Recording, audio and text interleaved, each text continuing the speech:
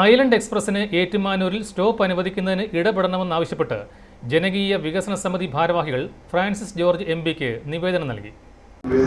നമ്മുടെ Ettumanoor station railway station Atmanirbhar സ്റ്റേഷനായുള്ള പ്രവർത്തനങ്ങളൊക്കെ ഏതാണ്ട് പൂർത്തിയായിട്ടുണ്ട്.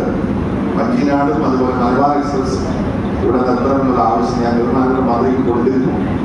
നിവേദനം കൊടുത്ത് പ്രത്യേകമായിട്ട് ആവശ്യപ്പെട്ടിട്ടുണ്ട്. ഇന്നത്തെ എനിക്ക് രാവിലെ തന്നെ ഇവിടെ വന്നപ്പോൾ തന്നെ നിവേദനത്തിൽ ഐലൻഡ് എക്സ്പ്രസ് കൂടി നടത്തണമെന്നുള്ള ആവശ്യം ഉന്നയിക്കണമെന്ന് പറഞ്ഞിട്ടുണ്ട്. ബഹുമാനപ്പെട്ട മന്ത്രിയുടെ ശ്രദ്ധയിൽപ്പെടുത്തുന്നുണ്ട്. 16-ാം തീയതി റെയിൽവേ സംബന്ധിച്ചുള്ള സംസ്ഥാന തലത്തിലുള്ള യോഗം തിരഞ്ഞെടുത്തിട്ടുണ്ട്. അപ്പോൾ ആ യോഗത്തിൽ സമഗ്രമായി നമ്മുടെ കോട്ടയം പാർലമെന്റ് മണ്ഡലവുമായി ബന്ധപ്പെട്ടുകൊണ്ടുള്ള റെയിൽവേയുടെ എല്ലാ വികസന ആവശ്യങ്ങളും.